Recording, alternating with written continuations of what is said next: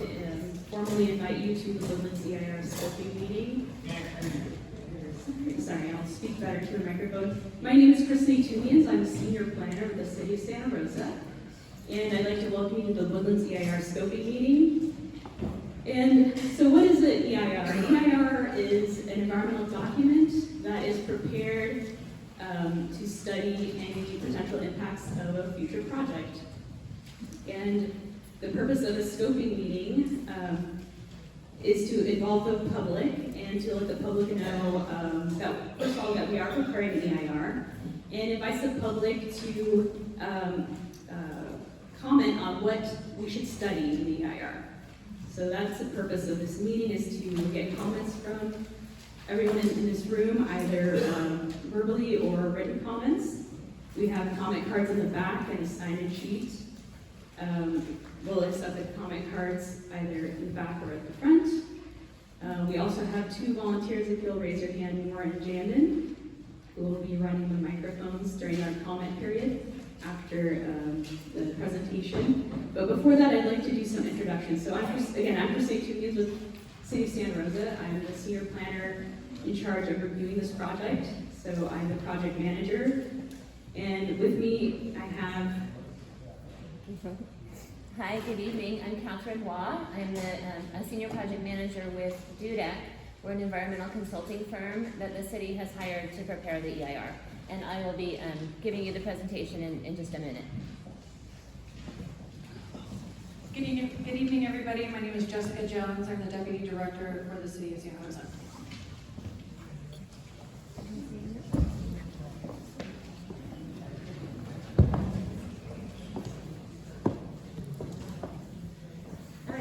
For the folks that are standing, I do still see a few seats towards the front. If you want, you're welcome to stand in the back if you'd like to.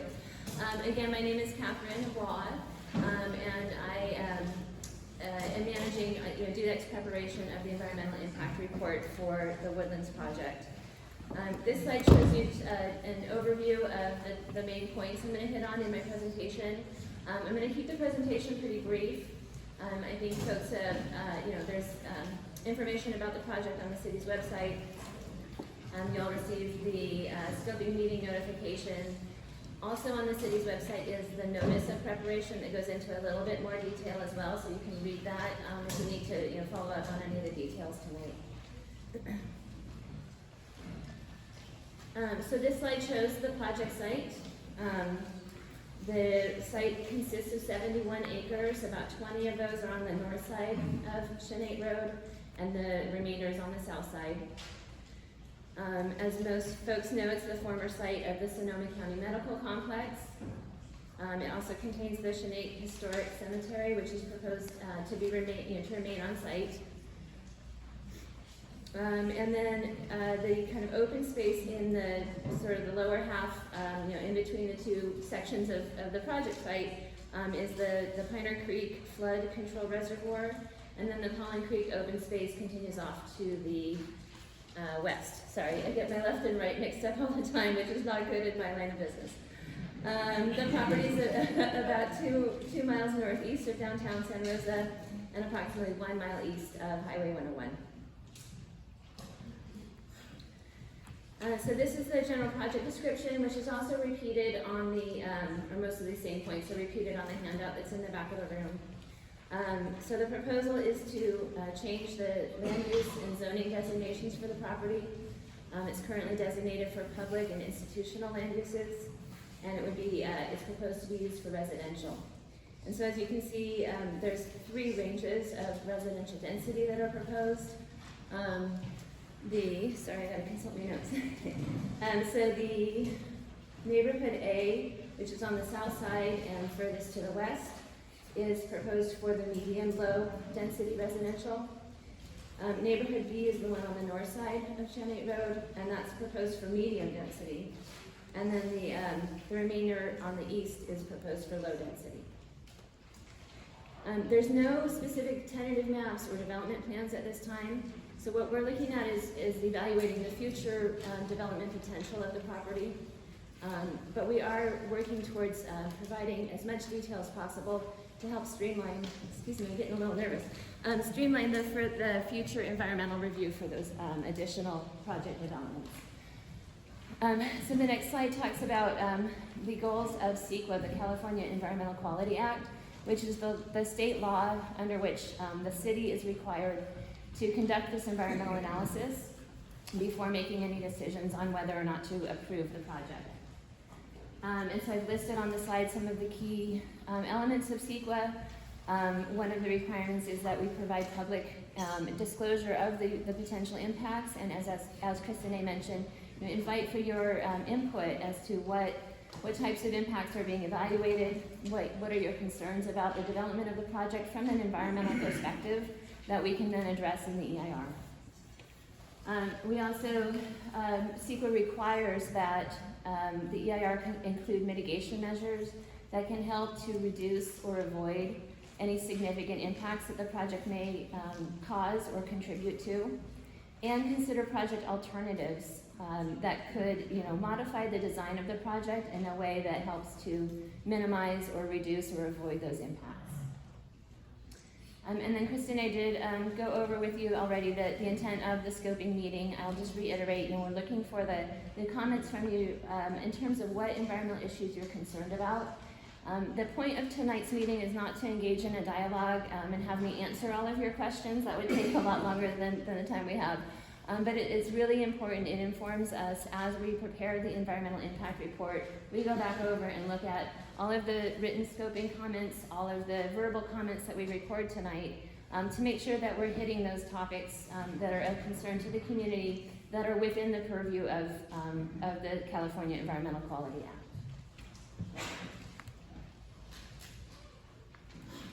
This slide just lists for you the topics that we're already intending to cover in the EIR, and this is pretty much the entire list of topics that come under CEQA.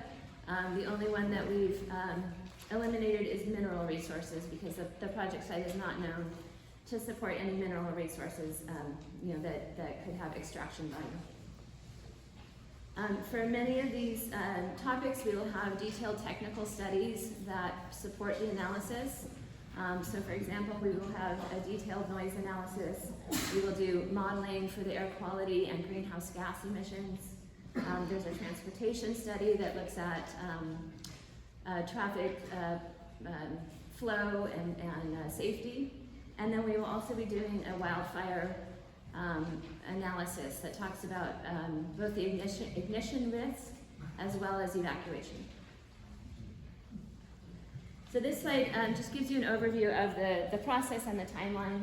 As you know, we published the notice of preparation back in November, and tonight is the public scoping meeting. And then any written comments that you wish to submit, you're welcome to do that tonight, but you can also send them either in hard copy or email to the city.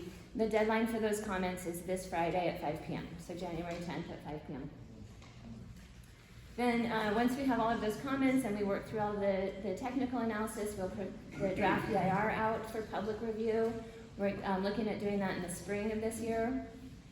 The draft EIR CEQA requires a 45-day public review period, so that gives you time to read the EIR, figure out if there are any issues that you need clarification on or additional details, and then you have another chance to submit comments in writing and at a public hearing. We take all of those comments that we receive on the draft EIR and provide detailed responses to each one that addresses the topics that are within the purview of CEQA. And that is what becomes the final EIR, which is those responses to your comments, and then any additional text or clarifications, revisions to the draft EIR that are necessary to address those comments.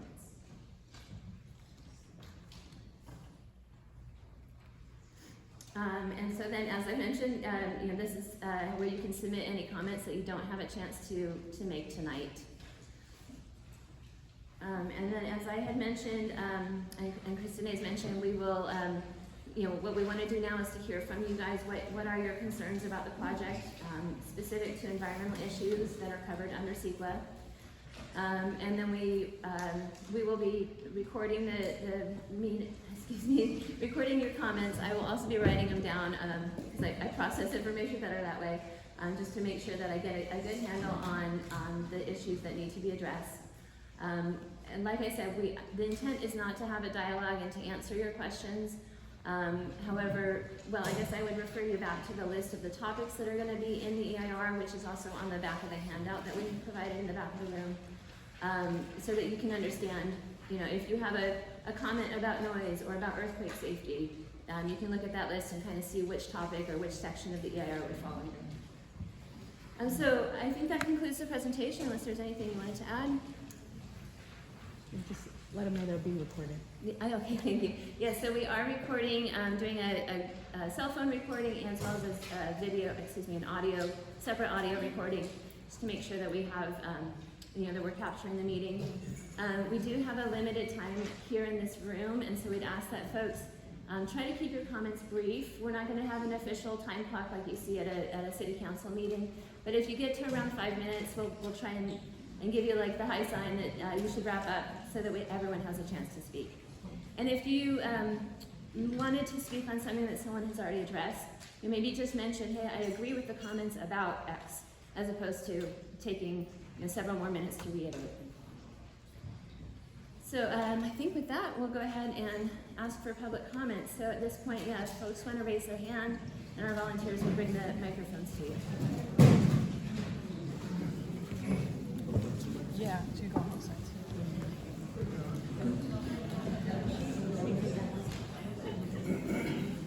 Are you ready? Just about. All right, go ahead, thank you. Okay. You cannot safely fit another 304 single-family homes and 575 multi-family homes along Chanate Road. My home sits directly on Chanate Road. In 2017, I know what it's like to look out and see cars at a standstill, unable to evacuate, because the fires were racing through the neighborhoods of Fountain Road and Hidden Valley. Chanate Road was at a standstill, and that's with the old community hospital already closed. And you're proposing to fit another 879 dwellings in that area. And with the average family of 4, that's 3,516 individuals. And you have to plan that every person could have a car. That's 3,516 vehicles. You can't safely evacuate that many people. Chanate Road was already at a standstill in 2017.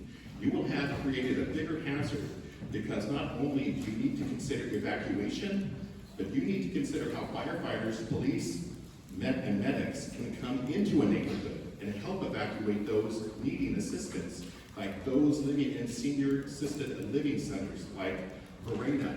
Remember that debacle?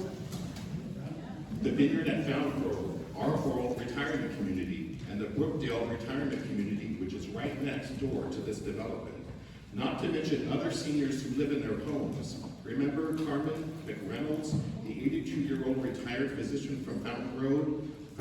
She died in the 2017 Tubbs fire after struggling to open her garage door when the fire knocked out the power. Granted, garage door openers are now required to have battery backup, but because of that incident, there are other issues seniors that are disabled individuals have that need help and assistance during an evacuation. Also, you are proposing zone areas A and B north and south of Chanate Road to be zoned R3-18. That zone states buildings must be at least 3 stories tall. Not more than 3 stories, at least 3 stories tall. If you build along Chanate Road, you won't be able to see anything as you're ascending up Chanate Road. I went to Google Maps altitude and looked at the areas of A and B. The intersection of Chanate Road, where the entrance to the old hospital is at an elevation of 268 feet. The area south of that, the top of Sonoma County Behavioral Health, is an elevation of 318. That is 50-foot difference in land elevation between the road and where you are proposing to build 7 apartment buildings in that area. When you place 3 or more stories on a 50-foot elevation, those apartments will appear to be as tall as an 8-story building. Those buildings will be visible within the entire community of Hidden Valley. Hidden Valley won't be so hidden anymore. The people in the Woodlands will have a great view. Everyone else in Hidden Valley who looks at the Woodlands won't see woods, but they'll see 7 new apartment buildings where there used to be oaks. Those buildings will be higher than most of the homes in the West and Murdoch Summit and Sycamore Avenue area. I know the city wants to be densely populated, but do we want to look like San Francisco, which is built on hills? Once we change the topography of Hidden Valley, it's changed forever. So we need to be extremely careful. Why do we consider leaving it an open space and creating a park, even where the hospital was? A city of our size needs another wooded park like Howard Park. If you go to Howard Park during the summer or the weekends, it's full of people having birthday parties, walking, hiking, running, boating. The parking lot at Howard Park is so full, people have to park on Summerfield Road to enjoy the park. The area where the hospital is would make a wonderful park, which is needed for a city our size. One more thing, instead of an aerial view depicting what you're trying to propose, I would like to see a ground depiction of everything. What is it going to look like when I'm driving through it, or when I'm standing next to it, or looking at it from one of the other homes in Hidden Valley? Thank you.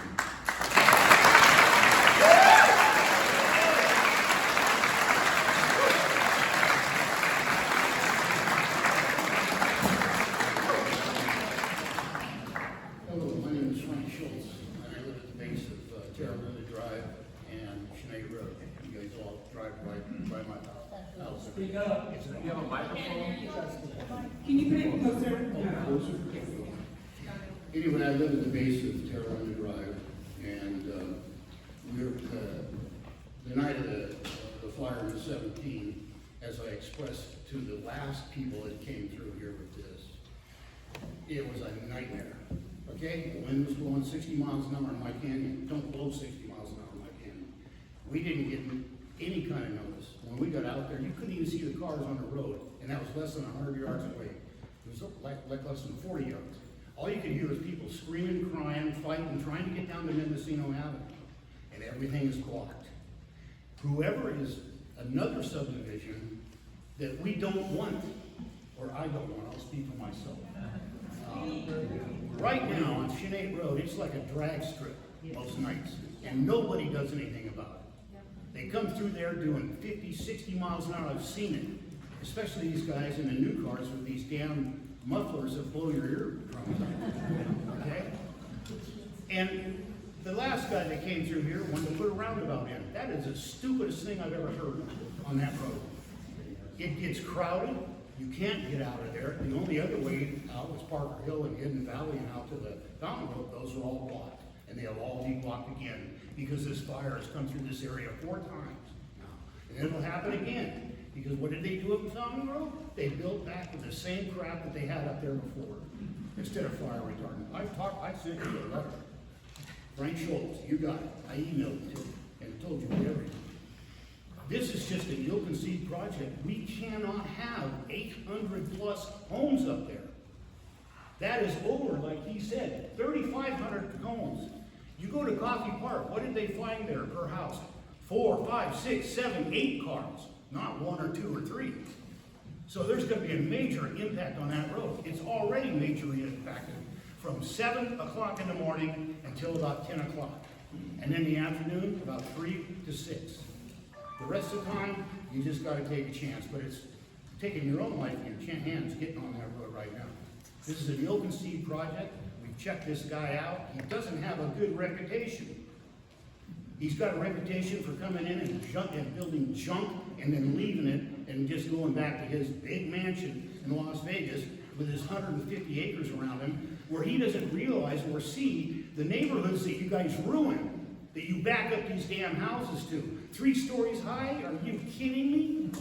And I've looked at it. I was a contractor. I looked at this thing. You're going to have 10-foot setbacks on these houses in order to get all those houses in there. Like he said, why isn't it possible that we can take that property and not only make it a nice park for everybody like Howard Park, but also an area where we have clear space to block these fires? We can't do this. These guys don't live here, and they're going to ruin a hell of a lot of lives when they come through here and put this project in. And I'm going to fight it like everybody else, I believe, is going to fight it here, just like we did the last time. And Shirley Zane, the one that said, let's build a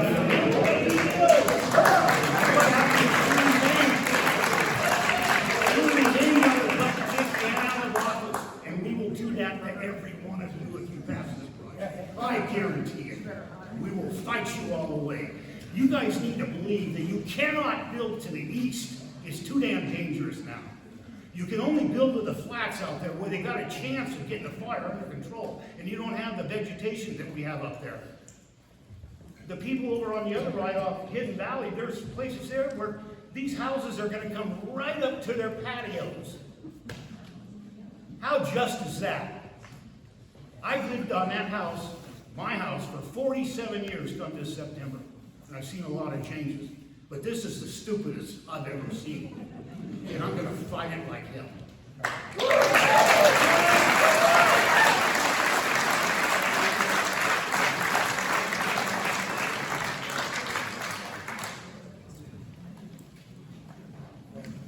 I'm not a developer, but at least in our neighborhood, in Montecito Meadow, we have the EVA out the back door that is available as it was during 2017. Isn't this site landlocked? I mean, to have an EVA, you can't have, the EVA can't be out to Chanate, you have to have an alternative. So how are they gonna have the back door to this thing? Are they gonna buy land from Keyside? Are they gonna put a road through the cemetery? I just don't understand how this site's developing. And for the lay people, can you explain what a moderate or medium density? I see nothing called high density. I always thought those were apartments. What's medium and low? Is that a detached single family dwelling? Zero lot line? We need to get the microphone back. Answer that just briefly.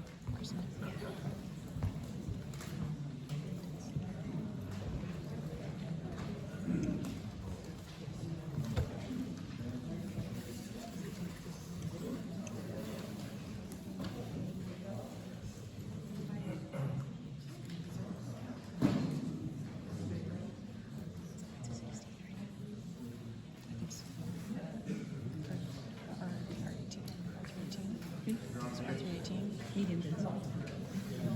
R2. R2.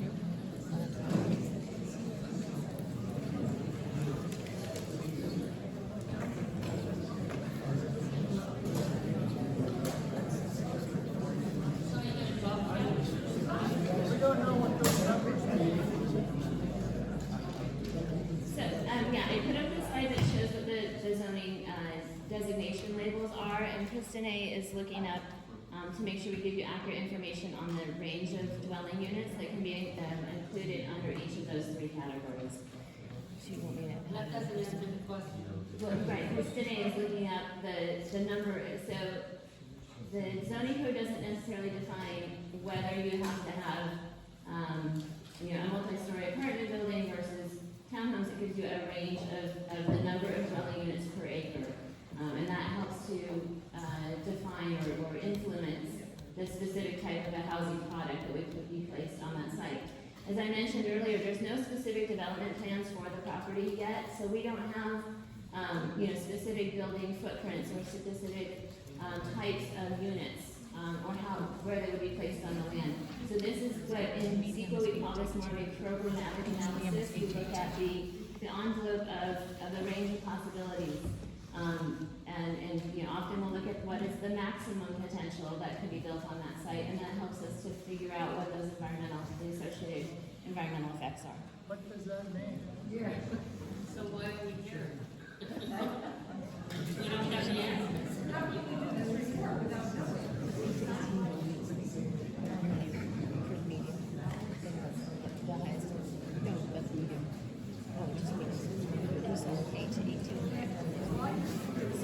So for example, the median density, which is that the second bullet there in blue, allows between 8 and 18, right, dwelling units per acre. So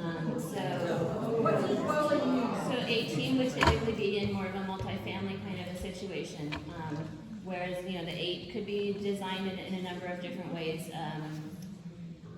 But not the types of quarter acre lots that a lot of the surrounding properties are, or I know they're not all a quarter acre. It's just a rough number for you. So that's exactly the kind of thing that would be described in more detail in the EIR, so that folks can better understand the project.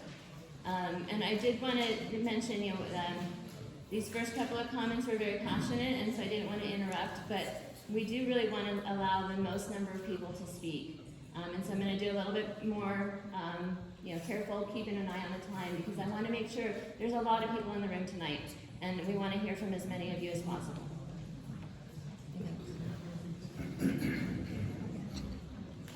So the proposed zoning designation of R2 is the conforming zoning for medium-density residential, and it does require that the units be attached. So it could be duplexes, or it could be different multifamily units. But R2 requires the units to be attached. And that conforms with medium-density residential.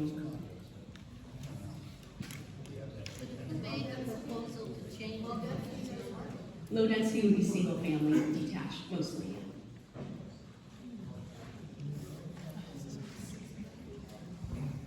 Hello, my name is Mike Morado. Born here in World War II. My family has been in the Santa Rosa area since 1900. And without getting into all kinds of details, let me just say that for more than 50 years of my professional life, I created and owned environmental companies, very much like Dudek, did the same thing that Dudek is doing. And I am keenly aware of the fire hazards in California, not only along Chanate Road, but in other parts of Santa Rosa. I personally fought the 1964 fire, the Hanley fire, and when it turned out to my familiarity with environmental documents, federal and state, I've been involved with CEQA since its inception, and I have written portions of multiple, meaning a couple of hundred, EIRs, EISs, and the allied documents. I'm going to ask that we save the developer and the community a great deal of time and money.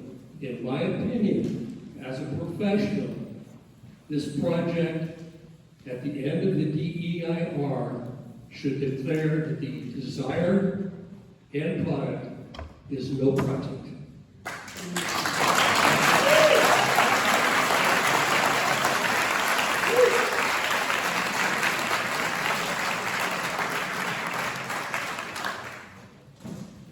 Yeah, I just wanted to point out, and hopefully everybody here in the community is aware of the issues that are going on with Santa Rosa City Schools and consolidation and potential closures that are going to be happening. I was hoping to point out to the firm that's doing the EIR that it would be optimal to conduct the traffic and transportation portion of the study after those changes go into effect when the kids come back to school in August. But I see on your timeline that the EIR is due to be complete and reviewed in the summer, which is very unfortunate because no matter what happens with the schools, and it's not just the school down the street, but it's the whole district, there's going to be a change in traffic. It could be, more cars, going back and forth on Chanate, going to Rincon Valley, going the other way, going down Hidden Valley Drive. We have no idea at this point.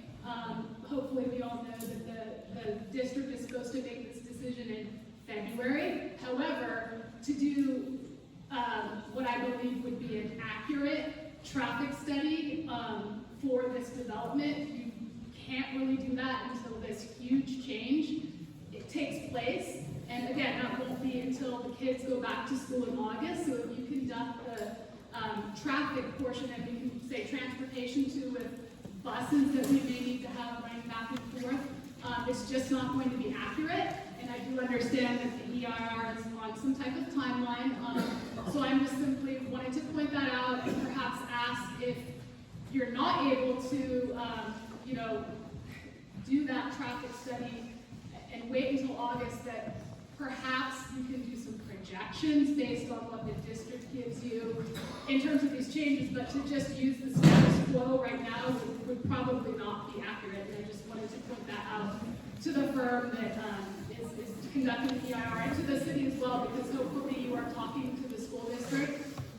And, you know, I would hope there's some communication here with Santa Rosa City Schools and the city on this plan development and how that they all go together, but traffic being one of the you know, key components of that for definitely morning rush hour types of things. And that was just what I wanted to point out.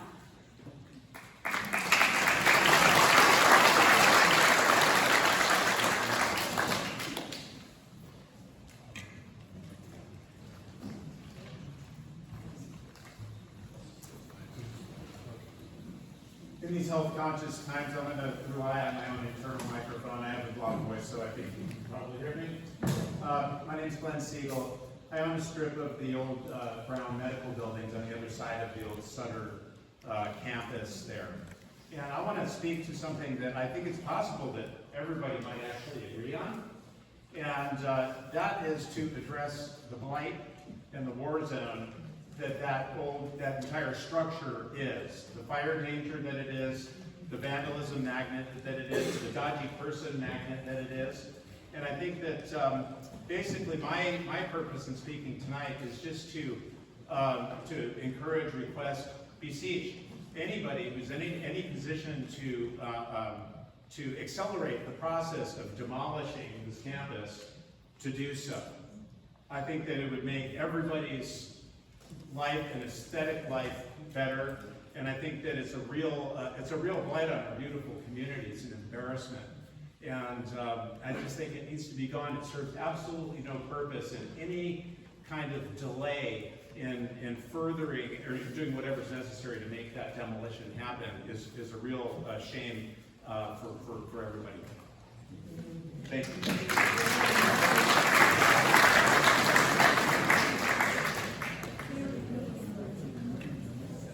Hello, my name is Brad Duncan, and what I didn't see specifically on the bullet points you had up there was around transportation. How big of an area are you going to be monitoring for the for transportation? Because all the development that's going along the Mendocino corridor, the proposal we just heard about this week, and it's been bounced around by the county about a potential 1,000 more units at Chanate and Mendocino near the Administration Drive area. And then further up Mendocino, past Kaiser, you have the huge complex going in where the old mobile home park burned down. The footprints of those buildings are giant. There's going to be a lot of units in there. And then across the road from there, all the development on the corner where the old Fountain Grove Inn was, a lot of units there. Will that overpass, that Mendocino Avenue overpass that goes across the northern boundary there to Cleveland, will that be monitored for this EIR? Because it's at failure grade now. You're going to put in that many more units, which Chanate will use, this project will use that overpass. Will that be examined during the EIR? So that's one point, please make that down. And then the second is, we've all experienced drought after drought after drought. The last 40 years have been continuous droughts. What water is going to be used in this project? It's going to be the Sonoma County Water District. And that water's coming from Lake Sonoma mostly. Well, 3 years ago, 4 years ago, we were all told, cut back your water. There's going to be fines if you don't cut back your water. Where is all this water going to come from? Well, are you going to measure the water when it's at drought level, or are you going to measure the water now when the lake is breaking? I think it's only fair that you measure it at the worst case scenario, because the rest of us are going to have to use that water. It's going to be diminished resource when you add all these units on top of all the units that have come through central Sonoma County. You look at all the units coming in Kiwanis Springs, the units at Santa Rosa Avenue, College Avenue, Windsor, all are tapping into the same water resource. How much of that has not come online yet is going to be added into this environmental impact? Thank you.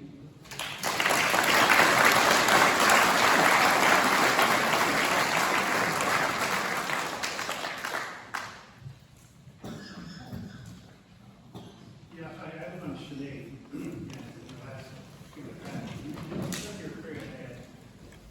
Three cars taken out of about 25 feet of fence.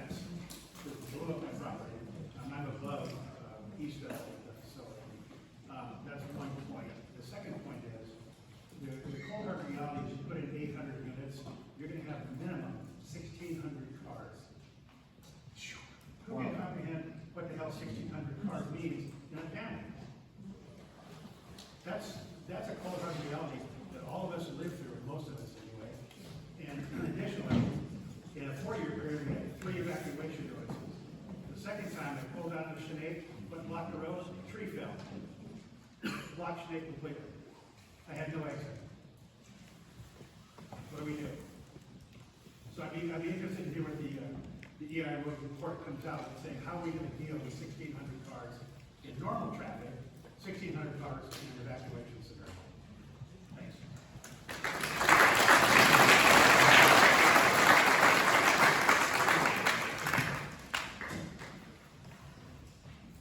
I moved here in 1975. I live in Levita Heights, Chanate, Carolina Drive. All of the questions that we have all asked, we are hearing regurgitated in a wonderfully eloquent way, I might say, tonight. But I wonder whether the Dudek people have had the opportunity to go over all of the EIRs that we have lived through in the past that have left our community devastated, left some of our residents out of their homes into a grave. And yet, we're supposed to embrace the wonderful things that are thrown against the wall to see if they stick, basically. Save everybody a real pain in the neck and go back over EIRs for the past how many years, whether it was Fountain Grove Parkway, whether it was the Nielsen Ranch project, whether it is the project, the Arbors, that WPF Butler is still completing on Lake Park Drive. Those homes haven't been built out yet. They're all going to dump onto Bicentennial and back down to Mendocino. So everyone in this room can probably raise their hands and say that they've heard every single one of these items already addressed. I want to know whether Dudek has. Thank you.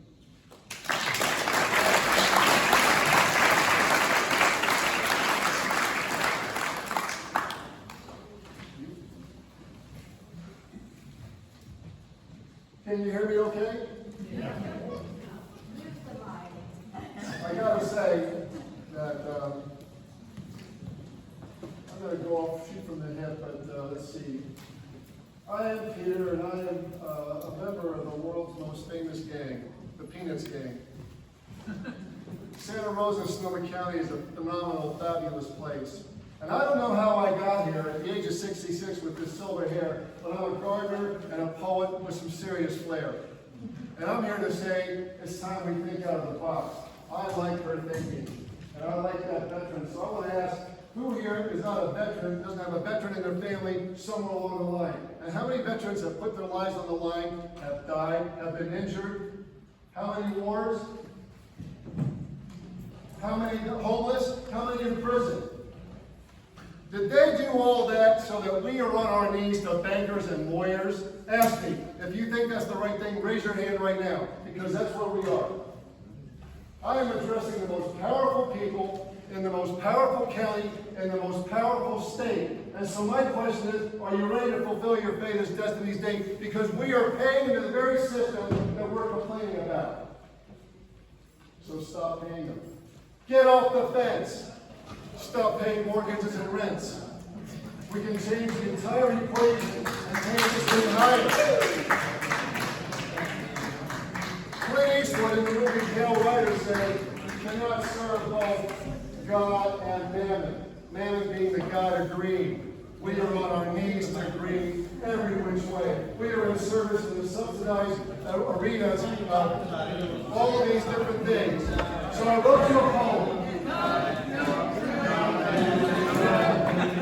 The last part is this. The power of the Creator is in your heart.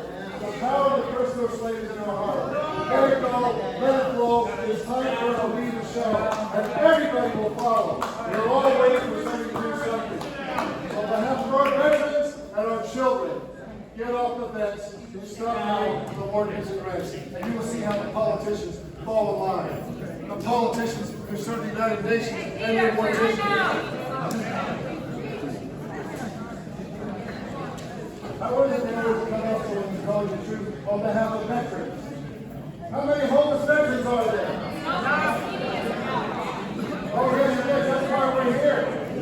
We are here because we've allowed this to as spectators instead of being liberated, like our law enforcement and our veterans. And we're about to shut down the entire West Coast for DC and Wall Street, and it's nothing but so.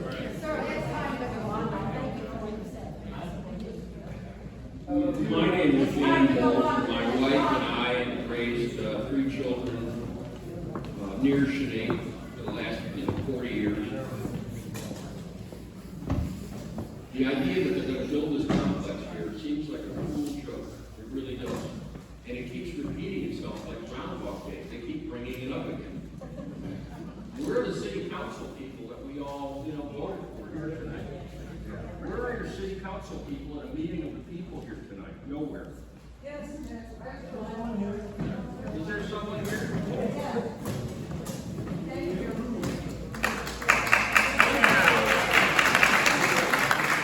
The opening picture that we saw here tonight, there was a little part that said adjacent to the cemetery, adjacent to, but it didn't say adjacent to the Rogers Creek Fault, which seems to be the most adjacent it is to anything that you think you would put in that statement. And then tonight, we're given 4 days to make written comments. 4 days after all of this. You have until January 10th to put in your written comments. I agree with just about what everybody else, except perhaps the last gentleman, said here tonight. And that's because 5 years ago, I was at a meeting and I said, where are they going to add the additional lanes to Chanate to deal with any part of this traffic?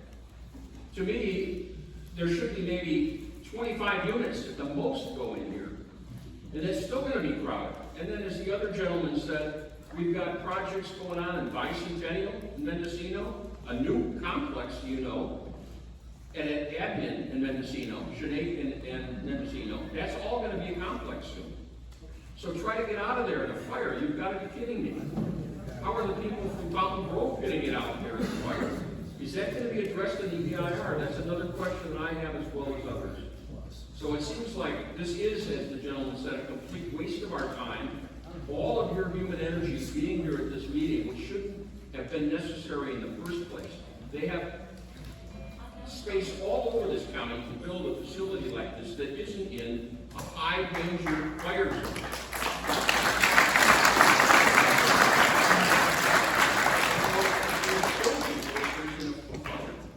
I mean, that is a ridiculous statement. One man wrongfully impersonated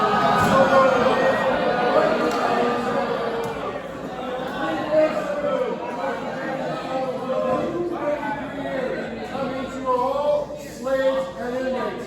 Is it time for the inmates to take over the asylum? We'll play within the rules forever.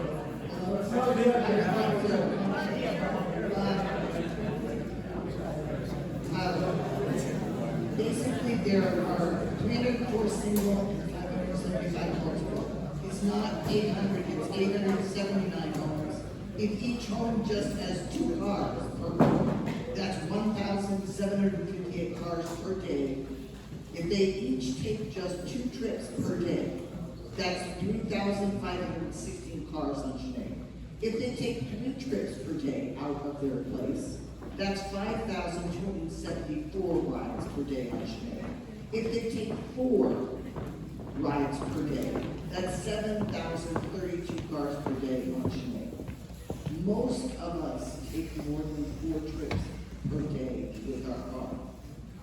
I would like to invite the planner to please address the definition of a scenic route and what it will be, how it will be impacted by this development. I would like them to consider the daily traffic load. Just give us the facts about what it is. I'd like them to consider escaping during a fire.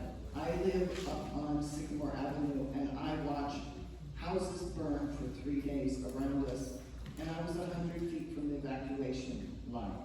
And the cops kept coming through and telling us, just stay where you're at. Just stay where you're at. So you're watching houses burn. These same places burned in 1964. This will happen again. But it's not just the 2017 fire. I got scared in the 2018, 2019. All of those fires keep coming. We have to be more realistic about planning. I think the planning department needs a good kick in the butt to look at larger things, not just the tiny little crap on Chanate Road, but how will people save their lives? I want them to look at fire risk mitigation, to prevent deaths due to entrapment, planning to avoid something like the Oakland Hills fires where a lot of people died, planning to prevent the crowded people leaving their cars and running down Chanate screaming in the 2017 fires because they didn't know how to get out. And I don't want this development because I don't want another Paradise Fire where lots of people die. I also want you to consider the cost of home insurance, especially fire insurance.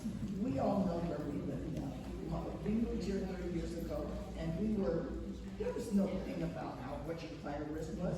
We got the little thing in the mail, thank you, city, for telling us that we lived in one of the highest fire density areas. This entire development is in a high fire density development. That's what it's going to be. Now, the developers have nicely said that they wish to provide new, badly needed homes in northeast San Jose area. I realize the need for housing. I have 2 adult kids struggling with housing. But the city needs to plan for fire risk evacuation on a 2-lane road that isn't going to be expanded. We need to do a better job of how we respond to looking at the environmental impacts in this entire area, not just this tiny little road, but all of us, how do we get out safely, and how do we transport ourselves day to day. It's already a highly impacted road, and now you're planning on putting 5,000 more cars per day.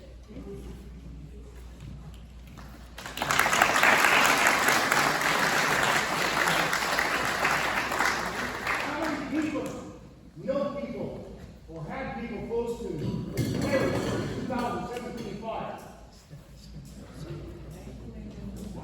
I had 3 people perish, and they were all relative. One because she couldn't get her gate open, and they found her in her car burned to death because she was banging against the gate. And the 2 people that suffocated in the winery or their house in the wine cellar, they were friends of mine. My name is Pat Broderick, and I live on Glen Echo Drive, which is a county island, so I am not represented here today. But I'm still here because I live there. I would like to revisit the traffic in a slightly different way. I hope the environmental study includes, during an emergency, all of the traffic that arrives from Oakmont, from Lincoln Valley, and those areas, because they can't go the other direction. The road, Highway 12, is closed. And they come over the few routes that exist to try and get to a safe location. They can't go on Fountain Road because it's on fire. They can't go on Highway 12 and 4th Street, it's clogged up. They come over Chanate. And I think the report really needs to enlarge the area in which it's studied so it includes not just the immediate area of where the development is going to occur, but the overall impact that it will have on the whole part, the east part of Santa Rosa. When we arrived in 1971, Chanate was a county road. It was paved, but sort of paved. Parker Hill was a gravel road that went up to a small development behind what is now Fountain Road, and it was a lovely place for high school kids to park. And today, Chanate is the same road, just paved better.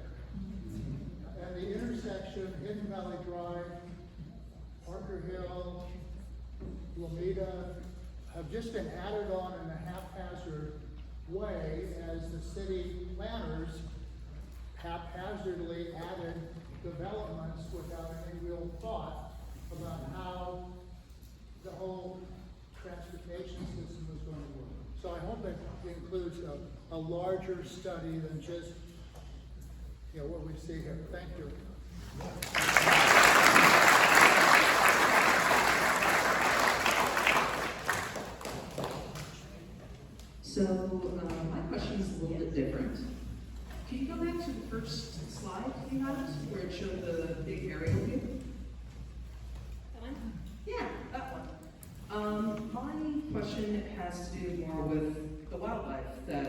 I see going through the neighborhoods. Looking at it right there, that looks like a wilderness corridor that we're gonna put a bunch of houses on. So, and I believe that you guys are only gonna be doing the environmental impact through the summer.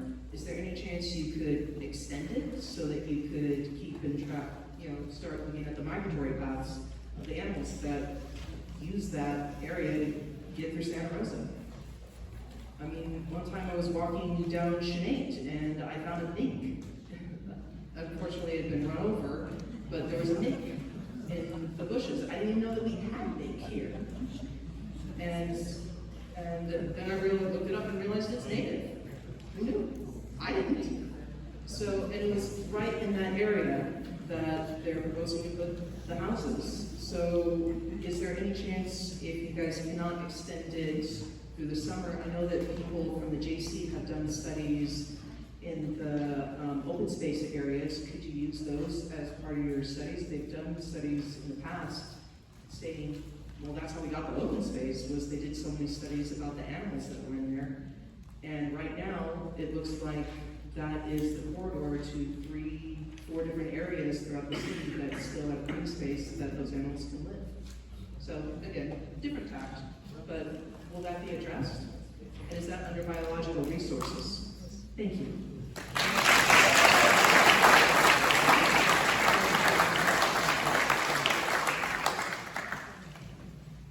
Perfect timing. I want to salute the speaker and the concepts that she brought forward just now as for wildlife passage.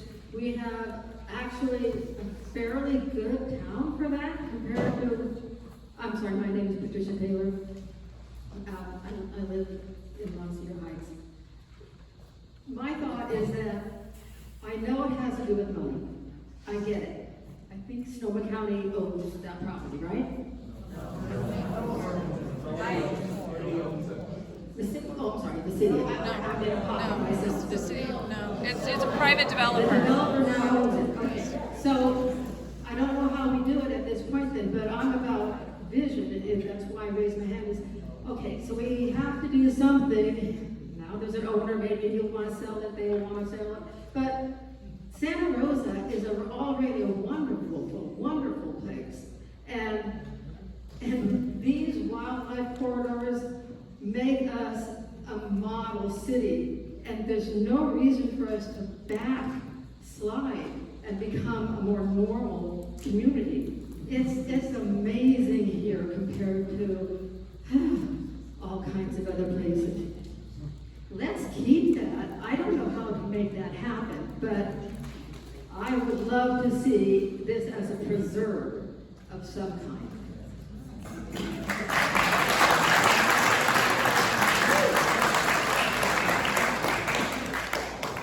Hello, my name is Robin Cundy, and we live in Lomita Heights. And in the event that this does go through, I want to put in a plea to the developers for a zone of compatibility. Those of us who bought homes up there in Lomita Heights bought homes next to a hospital and other single-family homes. The proposal for the medium density is going to go right up against all those single-family homes. If you could just put other single-family homes on the perimeter, then the people who are coming in to buy those would know that there's going to be apartments nearby. It will be obvious to them. So I'm asking for a zone of compatibility if the development goes through, pretty please.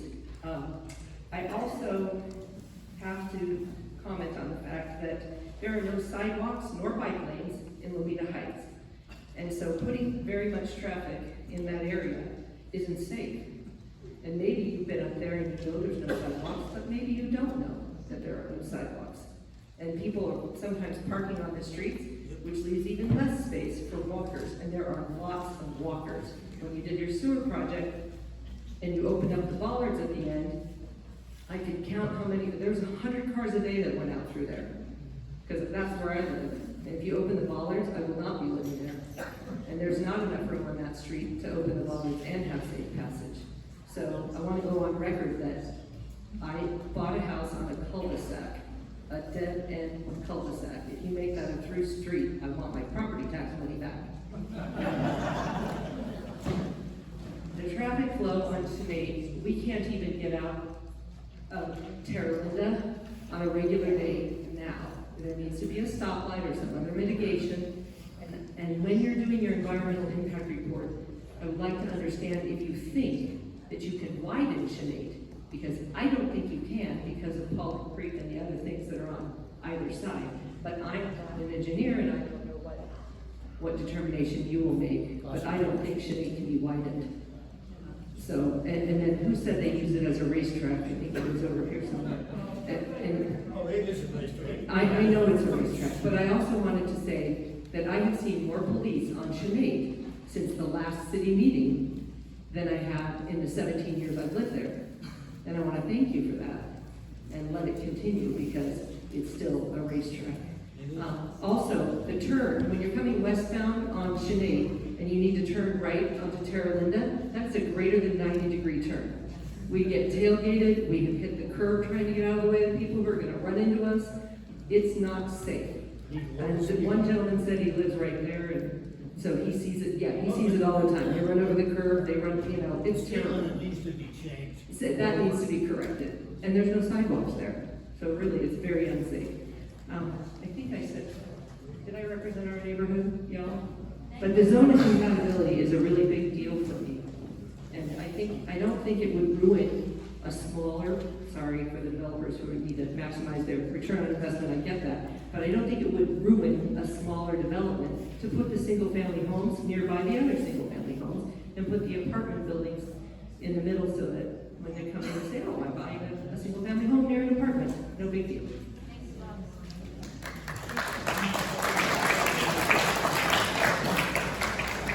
My name is Madeline Owen, and I just bought in this neighborhood. I'm a millennial, and I bought 2.5 years to buy a house in this area. I wasn't planning on speaking today, but let me tell you, I'm speaking for my future children. My generation does not speak up, but that is not me. I'm a Texan and I'm Italian, and I will fight. Because when we just bought this house, let me tell you how easy they make it to find this information out. It was buried. We went to the county, we pulled every record we possibly could, and it was a hunt. And since moving in, welcome to California, people. I have had to deal with fault lines, flood insurance, fighting everything we can possibly do for my husband and I to start a life in this community for our children.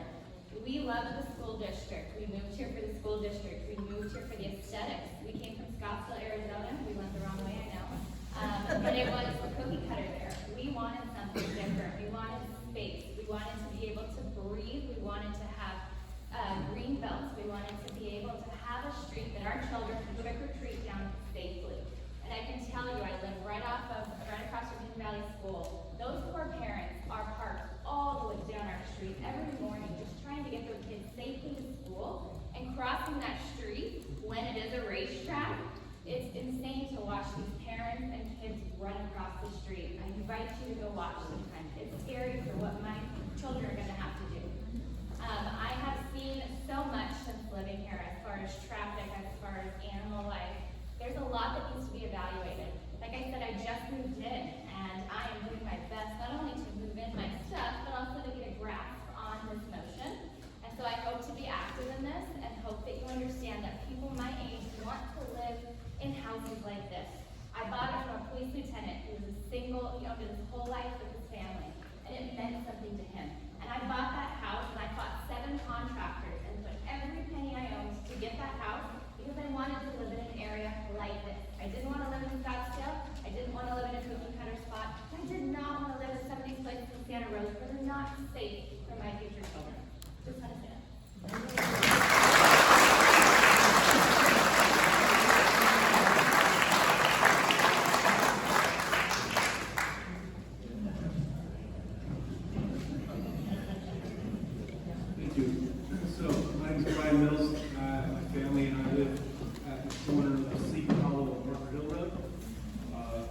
Did burn down in 2017. I have a degree in mechanical engineering, so my background is in analysis and evaluation. I want to start by saying thank you for this process, giving us a chance to voice our opinions. I do apologize to a lot of us because of the pandemic. We want to use it as a public forum to share our grievances together, so thank you for your patience with that. With my background, I do understand that a lot of these processes are very formulary. They run off tables, calculation standards, and they don't have a lot of wiggle room for taking in the nuances. And since I lived through, and as many of these people did live through, the nuances of what happens in a wildfire in such an area as ours, I think there are some specific details that need to be taken into account. First off, by stark comparison, if you look at how fires spread through my neighborhood, which is the Upper Hidden Valley neighborhood, an R1.6 low density neighborhood, it took about 2.5 hours for the fire to cross my neighborhood, which is about 4 blocks long. If you compare that to how quickly the fire spread through Coffey Park, which is, I believe, almost 8, if not 9 blocks long, it was about the same amount of time. And what was the difference there? Because most of the homes in my neighborhood were built in the 70s. There was absolutely zero concern about even how to put a proper foundation on the ground, let alone fire resiliency. Most of the homes built in Coffey Park are the 80s or early 90s. They burned much quicker. And why is that? Because they were basically touching each other. And at that point, in those conditions, homes aren't resilient, they're fuel. Period. And that is something that really needs to be taken into consideration here. This is talking about plunking a bunch of high-density fuel in the middle of an area that's prone to wildfire. All you're doing is essentially putting a big pyre of wood and lumber and other combustible materials right dead center in an area that's already prone to fire. My home is built on a buoy, just like pretty much everyone else is here. During the reconstruction, the new standards required that we use 2x6 construction in all of our framing. That's an extra 2 inches of lumber in every exterior wall of my home. What is that? That's more fuel. What is the fire resiliency of a product, of a neighborhood where basically the homes are either literally connected to each other or neighbors can pass toilet paper to each other outside their bathroom windows?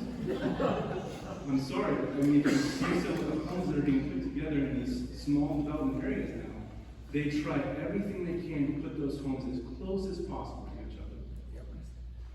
The next thing I wanted to bring up was water pressure. Already we struggle to have decent water pressure in our neighborhoods because the water tanks at the top of Fountain Road were only designed to handle a certain amount of water for a certain density of population. I would really implore you to look at what would the water pressure hit be. You put that many homes in that small of an area, and what effect would it have on the neighboring areas? I don't know exactly how to fit this in, but I feel it's a very important thing to take into consideration. Most of the people in this room are now on their 3rd or potentially 4th insurance policy since the fire. Most insurance companies have already stated publicly they will not be writing new insurance policies in California. So when you put 1,300 to 1,700 new homes in an area, or whatever it is, 800, whatever you're going to get away with, what's the likelihood that those people are going to get insurance? You're going to build it on a fault line. That means they have to get earthquake insurance that they pay for separately. What is the point of building homes for a bunch of people that once they potentially get into it, in the high interest rate time period in our history, which is not going anywhere for a couple of years, also are going to be hit with the potential possibility of not being able to insure that home? I would implore you to elicit the help of the California government insurance commission in finding out what the likelihood that there will be available insurance policies for these homeowners that these homes will be sold to. I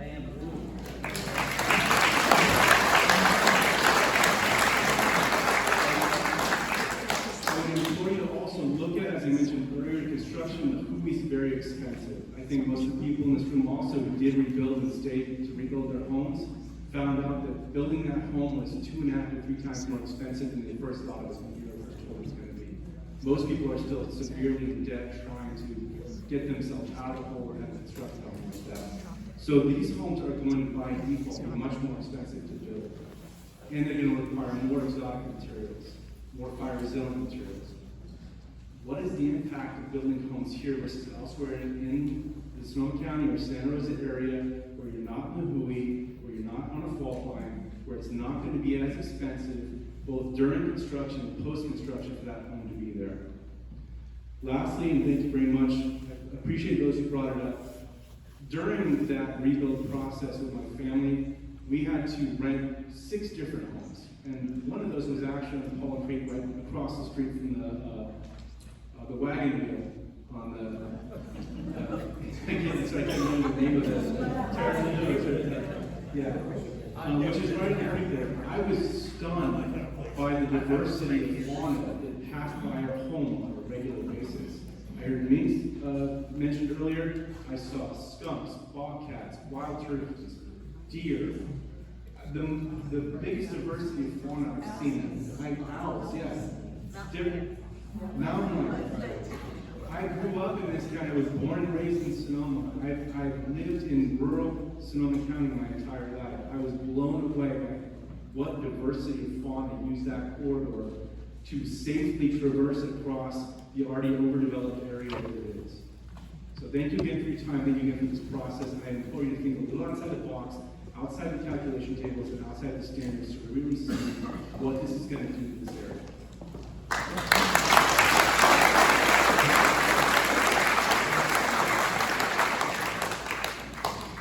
My name is Elizabeth, and I live off of Franklin Drive. Can you hear me?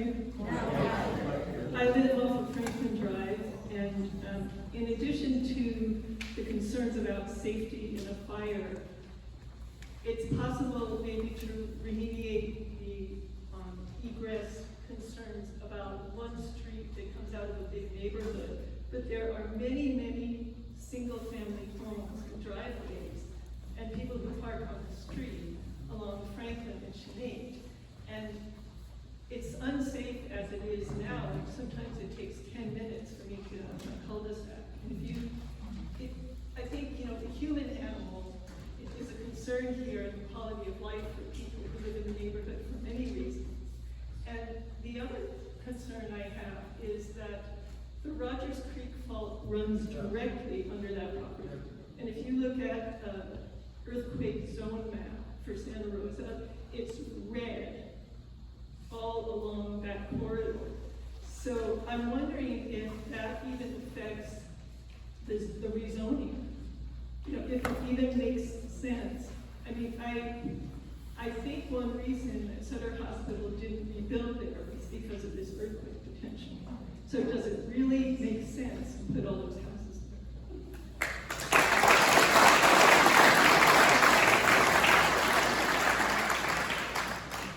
Hello, my name is Ricky Dion, and I live on Hidden Valley Drive, and I want to make a statement about what he just said about insurance, because we got a phone call over the summer, and our agent was saying you're non-renewal this year, and I said, what are you talking about? I've never had a claim, never nothing, zero, and this person is telling me that this is a fire zone, and we're not renewing your insurance policy. So we had to go out of state to get bamboo insurance, if anybody needs help with that, pay an extra $2,000 a year in insurance is ridiculous. So the insurance company is telling me that they're not going to renew our insurance on our home in that area because it's a fire zone. So their whole legal team is telling them to tell their customers not to give them renewals, but you're telling us that you can build 800 more homes up there, or 800 structures, or add all these people?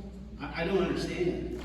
You tell me how that's going to work, especially when an insurance company, multi-billion-dollar insurance companies are telling their claim or their people, their clients, that you're not renewed, you're done. That's it.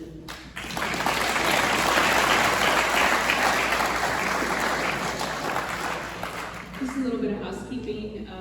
We only have this room till about 8 o'clock, and it's 7:15.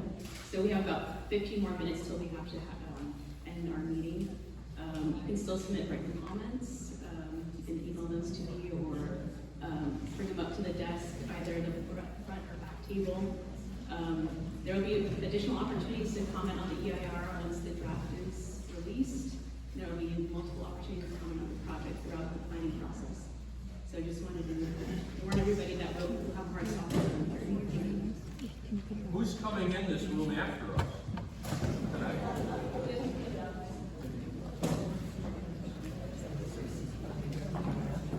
Thank you. My name is Jacqueline Marcus, and I live off of Hidden Valley Drive.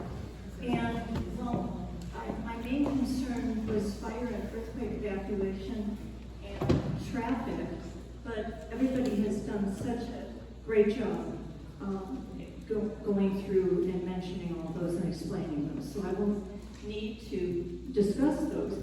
But looking at your EIR, I was hoping you could move that fire safety to the top of the list and not way at the bottom of the list, because that was a big priority, the safety of those new people as well as everyone else around, and that goes for the traffic as well. So just make sure you put like a little star after that one.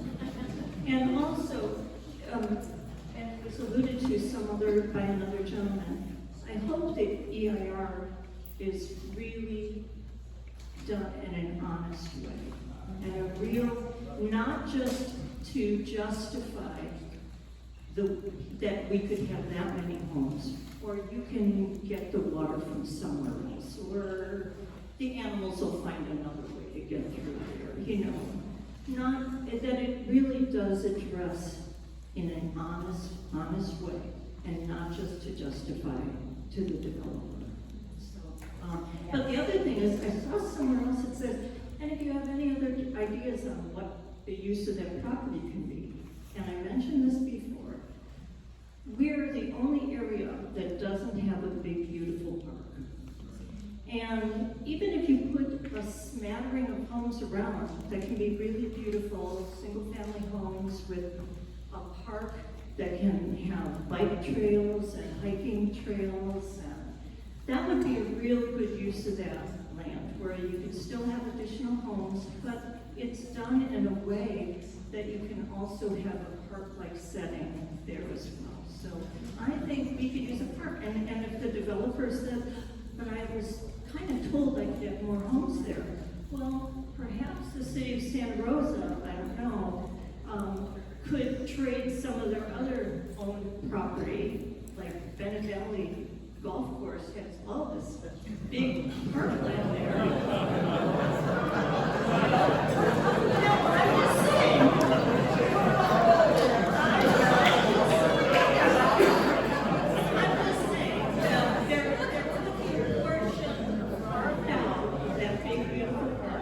That could also have some homes that could be sold to this developer and kind of trade. It's just, you asked for other ideas for the property, so thank you.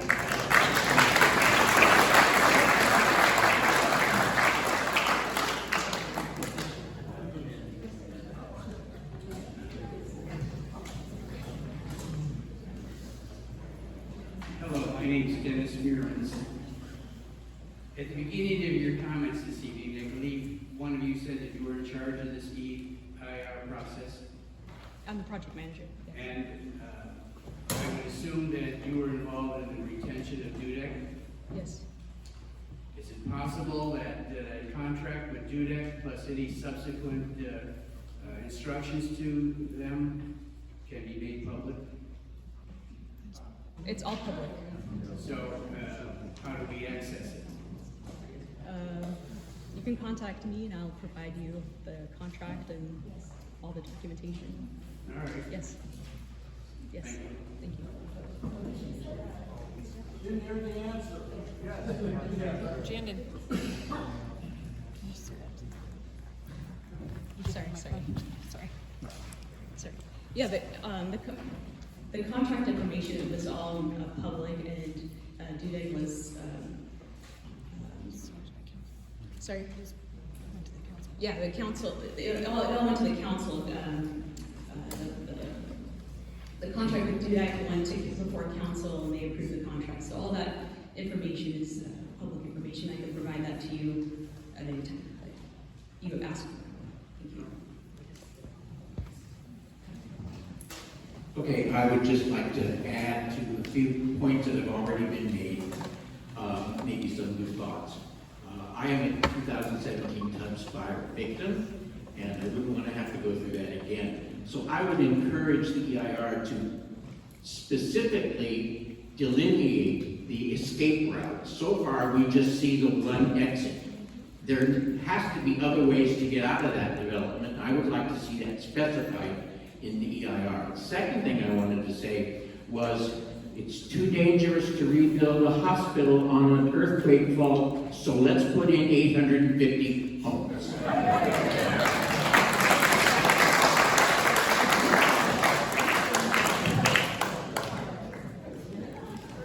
My name is Jennifer Dion, and I live on Hidden Valley Drive. With your map, I'm directly on the east. My backyard touches this property. We are on landfill, and my question, well, I have a lot of questions, but I'm wondering, because our elevation of being on the landfill is probably 10 or 12 feet higher than the property that will be built on, is there going to be retaining walls? Like, who's responsible for shoring that up? Are you bringing fill in? We also have the storm drain right under our side yard that catches all the water from the mountain further east, catches in the city streets, and drops right under our property to directly behind our house, which is eroding the landfill. They don't have easement rights to? Yeah, we've done a lot of research, and there's no City of Santa Rosa rights to that easement. There's no documentation. Zero. We don't even know where to begin with that. But I'm wondering how that storm drain that goes under will be connecting up with the project, with the elevation changes, with the flow, with how much flooding is happening behind our house, with the standing water. Adverse water. And it is affecting a lot of homes along that east side, and our house is sliding down the hill. And as far as insurance, we didn't get renewed. So we just have a lot of questions about the project, along with everybody else's concern, but we are not getting answers. We are getting shut down. There's supposed to be riprap that was supposed to catch the water that dumped behind our house for the last 52 years. That was signed off on the maps, but it never was built. So that water just is sitting there. So We second everything they said in the yeah, there's a whole row of us Yeah. that we just don't get answers. We get No, denied. the city attorneys tell me it's good enough.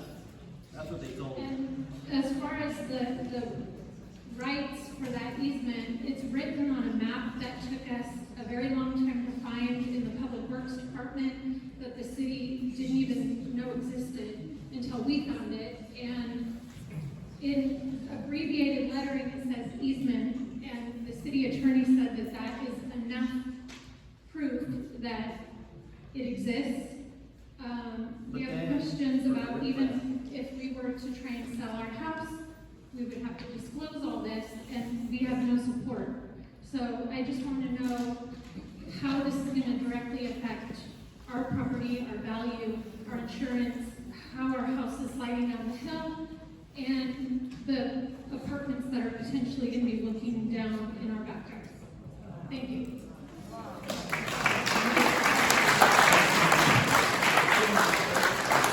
My name is Reverend House. I just want to reiterate water. California has a water problem. Currently, on the Santa Rosa City website, there are 30 construction or development going on across the city. We don't have any water. I keep getting notices about save water, don't use water, remove your lawn. Water. Where are you going to get all this water?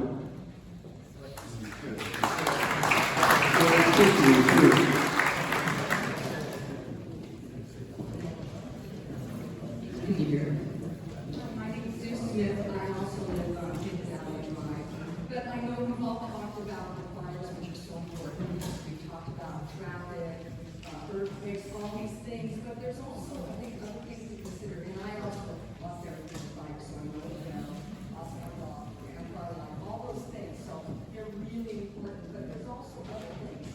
And besides just the traffic in this immediate area, who doesn't know now? You can hardly go drive down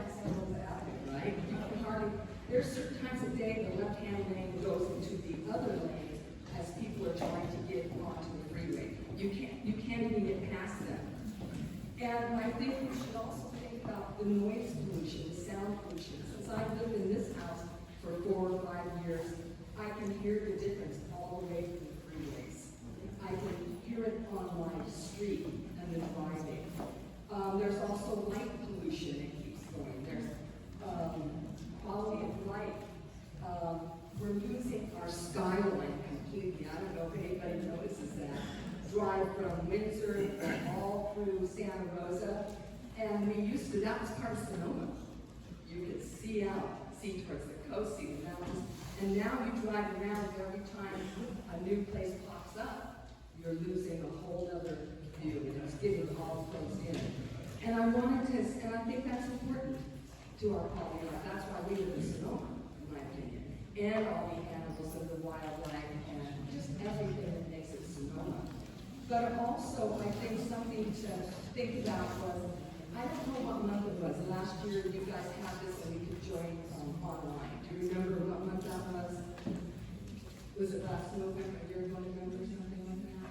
Anyways, I got online and viewed the meeting, and I asked that question. Where's all the water coming from? And there was a gentleman there, I don't remember his name, but he was part of your panel, or maybe part of the engineers, I'm not sure. Do you guys remember this? Because it should be on record. Okay. And he said, oh, there's water, there's plenty of water, we already planned for it. Do you remember that? So what does that mean? And after I got off of that meeting online, I started thinking, what does that mean? What do you mean? You have water, we're going to have to save another 20%? That was a lot. That's a lot of water.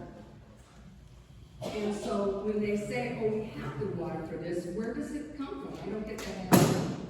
So yeah, I just think it's things that we should think about. And it is all of our quality of life here in general. So thank you.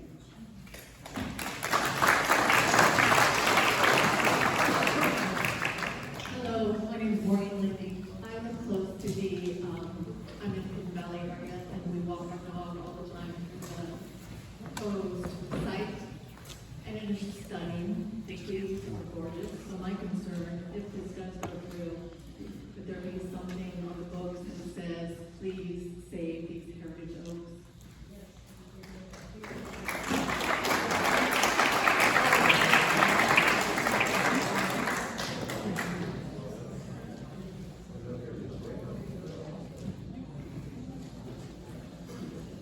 Thank you. My name is Ray Killigas. I live on Chanate Road next to Hidden Valley School. And I can appreciate all the comments tonight about water and about fire safety and evacuation. I'm not going to reiterate any of those.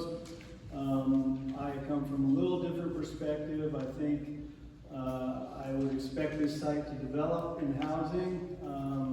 Some combination of single family, medium, low.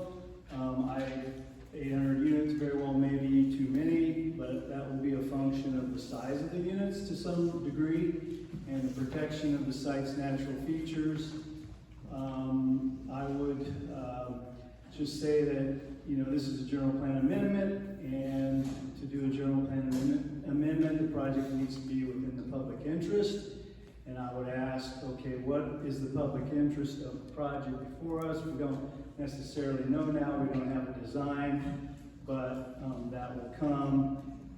Public interest can come in a lot of ways, and I think the environmental impacts all, to some degree, are within the public interest to reduce environmental impacts. So the top environmental impacts for the project, obviously, are traffic, noise, scenic character, fire safety, evacuation. I would just add a couple of items, one being access through this property to the surrounding wildlands and neighborhoods. So that is Cobblestone to the north, or if you want to say Nielsen Ranch, to the old hospital site. I'm thinking, well, there's access through the site today because you can walk it, but is there going to be access through it in the future when it's developed? And if it's all private, maybe not. So what about some public easements through the property that would allow greater access to the open spaces to the south, connecting to public streets and other neighborhoods to the south? To the north on Nielsen, you know, how about guarantee public access through there? Yeah, there'll be a road because there's private development back there, but are they going to shut off the neighborhood?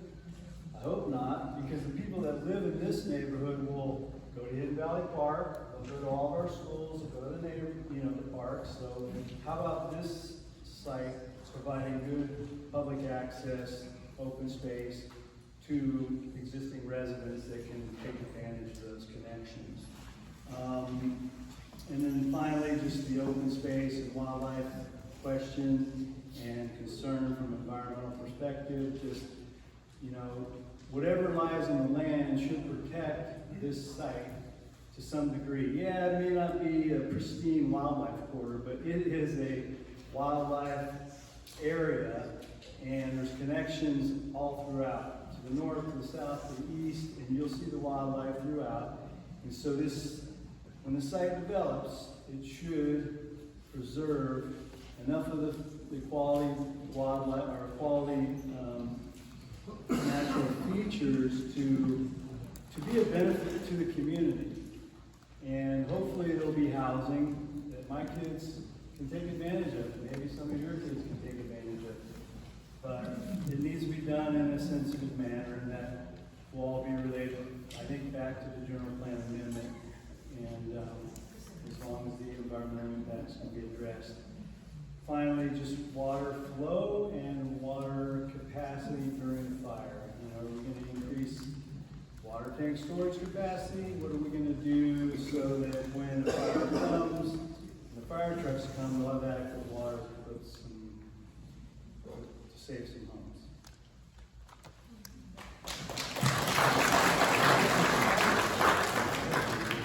Thank you. We're a little past 7:30. I want to thank everybody for coming out this evening to our scoping meeting. This is the early beginning steps of the EIR process.